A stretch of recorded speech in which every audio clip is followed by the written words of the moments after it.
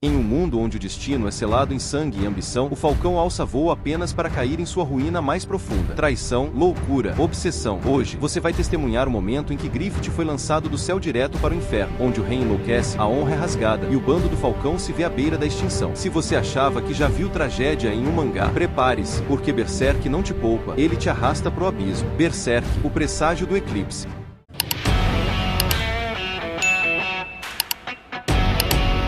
Numa noite fria, em meio às montanhas, Gantz acendia uma fogueira solitária. Enquanto as chamas dançavam diante de seus olhos, ele refletia sobre os acontecimentos recentes em sua vida. O silêncio da noite era interrompido por um ruído repentino. Gantz se virou rapidamente, empunhando sua espada. Mas, para sua surpresa, era apenas uma raposa, que logo sumia na escuridão. Voltando a se sentar, Gantz se pegava pensando: que droga, por que estou com tanto medo? Ele fitava a lua cheia enquanto divagava. Estou sozinho. Que sensação estranha. Nos últimos 3 anos, eu não passei um segundo sequer assim, completamente só. Esqueci como é sentir essa insegurança, essa ansiedade. Esqueci o quanto a espada era importante nesse processo. Esqueci o quão vasta e profunda é a noite. Abraçando os próprios braços, Gantz refletia mais profundamente. Talvez eu tenha abandonado pessoas insubstituíveis, pessoas que nunca mais terei ao meu lado, e fiz isso por vontade própria. Será que fiz a escolha certa? Ou será que no fundo, eu só queria o calor dos meus amigos? Será que vale a pena buscar um futuro desconhecido? Não é preciso ter um grande sonho para ser feliz. Então por quê? Por que eu fiz isso? Talvez eu tenha sido influenciado. Afinal, foi só depois de escutar as palavras de Griffith que tomei essa decisão. Nesse momento, ele se lembrava da voz de Corcus ecoando em sua mente. Você nunca será como Griffith. Não, isso não importa. Já faz parte do meu passado. De repente, uma presença sinistra começou a preencher a floresta. Gantz sentiu algo atrás de si. Empunhou sua espada e ficou em guarda, mas não havia ninguém. Ainda assim, ele pensava: que aura assassina foi essa? Um animal selvagem?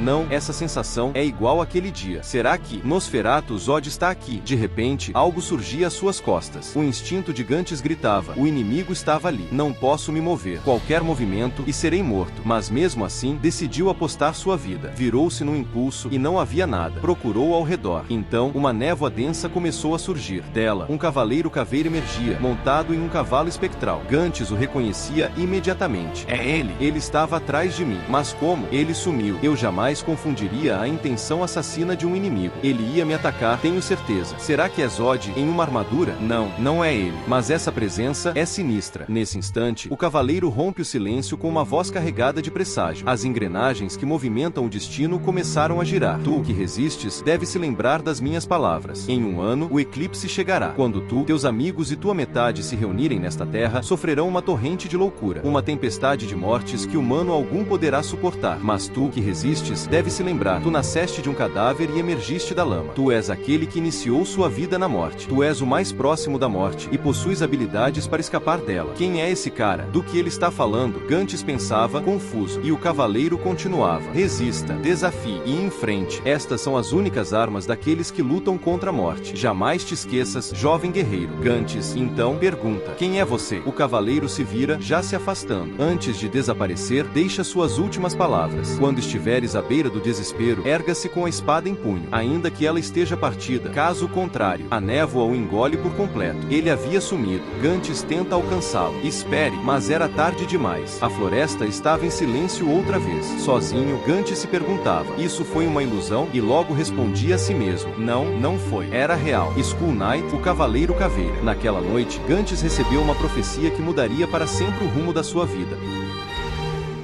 Enquanto isso, na capital do Império de Midland, a chuva caía sobre a cidade. Era, até então, apenas mais uma noite comum. No castelo, a princesa Charlotte observava pela janela com expressão melancólica. Suas servas, preocupadas, ofereciam ajuda, mas ela pedia que se retirassem. Parecia perturbada por algo, até que ouviu um barulho na janela. Assustada, olhou e viu Griffith. Ela correu, abriu a janela e perguntou: está tudo bem? O que faz aqui a essa hora? Griffith a cumprimentava, educado, e perguntava: posso entrar? Se me virem aqui, minha reputação será arruinada. Charlotte, nervosa, permitia sua entrada. Ele saltava para dentro e, educadamente, pedia desculpas por molhar o quarto e aparecer tão tarde. Mas ela não se importava. Corre para abraçá-lo. Naquela noite, Charlotte desabafava. O homem que ela amava estava ali, diante dela. Lágrimas escorriam. Ela perguntava: por que você não apareceu na minha vida antes? Griffith via uma oportunidade. Charlotte não era apenas uma princesa. Ela era o caminho para o topo. Ele a beijava, e naquela noite dormiram juntos como um casal. Mas, durante o ato, algo perturbava o falcão. Ele se lembrava de Gantes, sua peça mais importante no bando. Ele havia partido. Enquanto isso, em outro canto do castelo, Casca perguntava aos companheiros: "Vocês viram o Griffith?" A resposta era unânime: não. Ela caminhava pelos corredores até o antigo quarto de Gantes. Lá, via sua primeira espada quebrada, um símbolo da partida. Ela abraçava o objeto. Mais tarde, sozinha em seu quarto, observava a chuva pela janela, pensativa. A cena voltava ao castelo. Uma das servas ouvia ruídos no quarto da princesa. Espiando pela fechadura, via o falcão com Charlotte. Assustada, saía correndo. Mais tarde, já de madrugada, enquanto a princesa dormia, Griffith permanecia sentado, silencioso. Arranhava-se, chorava. Mais uma vez havia usado seu corpo como instrumento de ascensão. Sua vontade momentânea não importava, só o objetivo final. Mas isso doía. Ele se abraçava, e a cena cortava para o amanhecer. A manhã chegava silenciosa no castelo. Charlotte despertava sozinha em seus aposentos. Ao seu lado, sobre a cama, encontrava o pequeno objeto que havia dado a Griffith tempos atrás. E, como ele prometera, ele o havia trazido de volta. Ela sorria por um instante, até perceber algo sobre os lençóis, manchas de sangue. A realidade a atingia de forma dura. Sua virgindade havia sido entregue a Griffith naquela noite. Enquanto isso, o falcão deixava os aposentos silenciosamente. Saltava pela sacada, tentando escapar sem chamar atenção. Porém, ao alcançar o solo, dezenas de soldados surgiam ao seu redor, armados e preparados. Ele estava cercado. O comandante se aproximava, firme. "Você não deveria estar aqui." Griffith tentava colocar a mão na espada, mas se lembrava que não a havia levado consigo naquela noite. Ele, que sempre calculava cada passo com precisão, havia cometido um erro. A ausência de Gantes, sua peça-chave, estava afetando até sua capacidade de pensar com clareza. Ele foi capturado. A cena cortava para os corredores do castelo. O rei de Midland marchava em fúria rumo aos aposentos da princesa. Uma serva tentava explicar. Foi uma novata. Talvez tenha havido um engano. Mas ele a interrompia, furioso.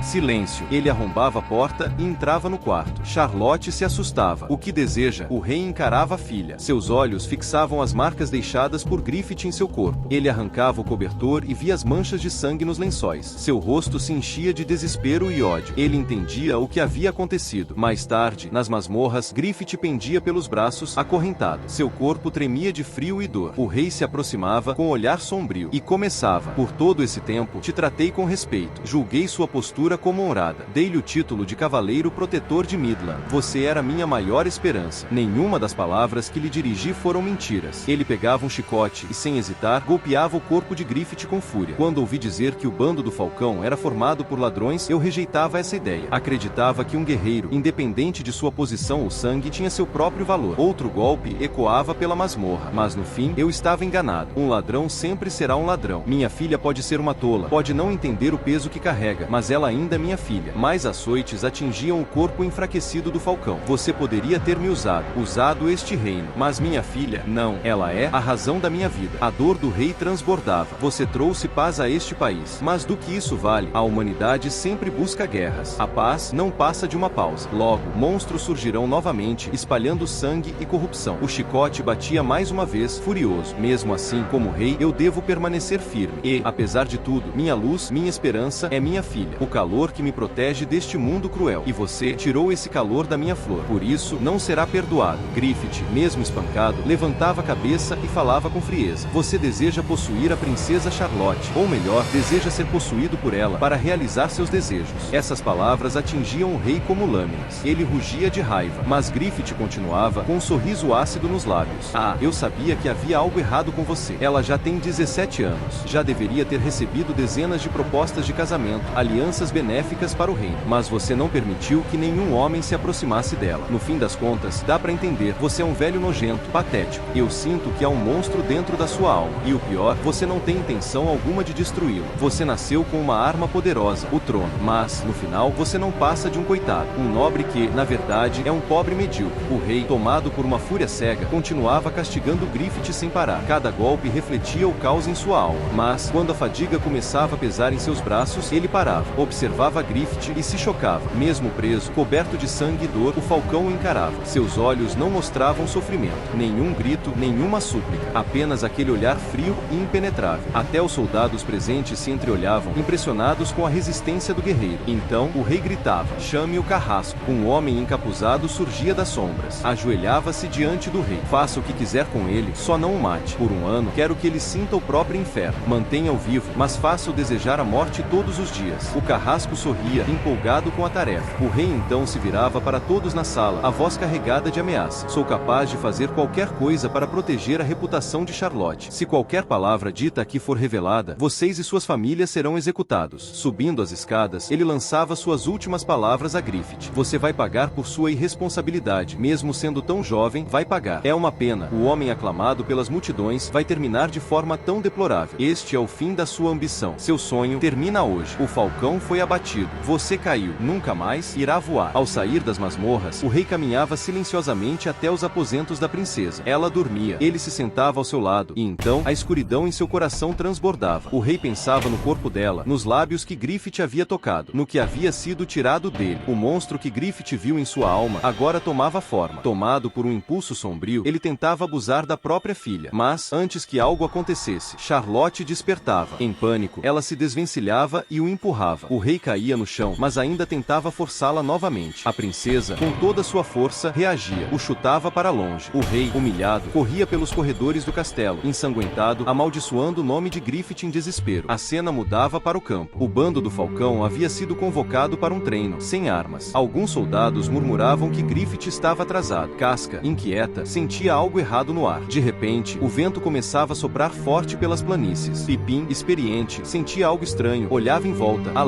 No horizonte, ele avistava algo vindo em velocidade. Todos no chão. Gritava. Casca olhava, assustada. E então, o céu escurecia com a chuva de flechas. Vários membros do bando eram atingidos. O caos se instaurava. A câmera se afastava e a visão revelava. O exército dos rinocerontes negros cercava os campos. Montados em bestas, armados com bestas, avançavam prontos para o massacre. Casca, rápida e firme, assumia a liderança. Todos em formação defensiva. Movam-se em V. Abriremos uma rota de fuga. Enquanto isso, nas profundezas da masmorra, o carrasco torturava Griffith. Mesmo entre cortes, ferros em brasa e feridas abertas, Griffith permanecia em silêncio. Seu olhar vazio, sua alma distante. O carrasco, intrigado, falava. Você é um homem forte, Falcão. Não chora, nem mesmo diante desse sofrimento. É a primeira vez que vejo alguém assim. Em meio aos instrumentos de tortura, ele encontrava o berrelite de Griffith.